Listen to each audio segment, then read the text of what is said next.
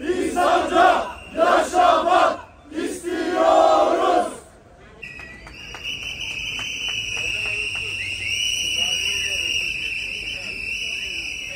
Eğitimde, sağlıkta şiddete son ver. Eğitimde, sağlıkta şiddete son ver.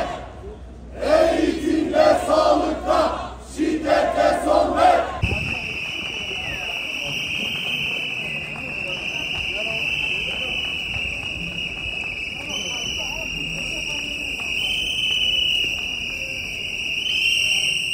Susma, sustukça sıra sana gelecek.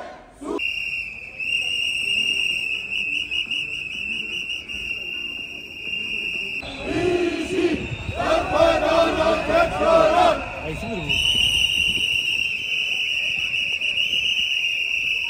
İnsanca yaşamak istiyoruz. İnsanca yaşamak istiyoruz. Okulda şiddetin hedefi olan bir meslektaşımız daha hayatını kaybetti. Okulda şiddet sona ermeli, can güvenliğimiz sağlanmalıdır. İstanbul'un Eyüp ilçesinde bulunan özel bir okulda görev yapan Milli Eğitim Bakanlığı'ndan emekli öğretmen İbrahim Ok, bir öğrencisi tarafından gerçekleştirilen silahlı saldırı sonrasında hayatını kaybetmiştir. Hayatımızın her aşamasında, evde, sokakta, iş yerlerinde her gün karşı karşıya uzun süredir okullarımızda sarmalamış olması çok sayıda meslektaşımızın şiddetin hedefi haline gelmesine neden olmaktadır. Öncelikle kabul etmek gerek.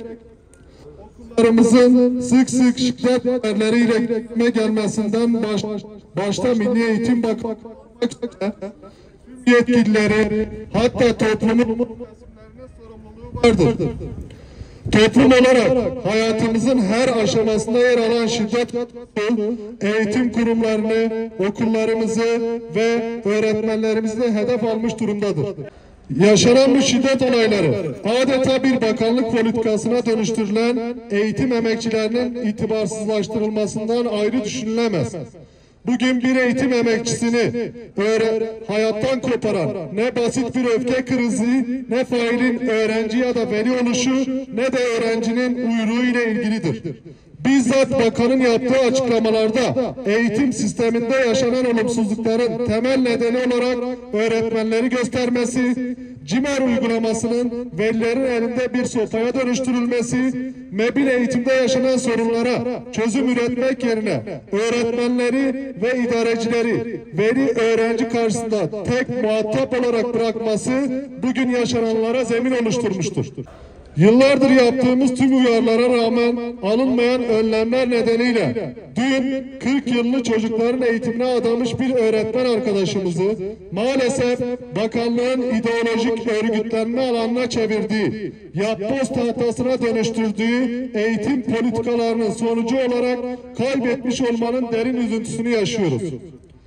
Okullarda yaşanan şiddetin ve eğitim emekçilerine yönelik saldırıların önlenebilmesi öncelikle her fırsatta eğitim emekçilerini hedef haline getiren politika ve uygulamalara son verilmesinden geçmektedir.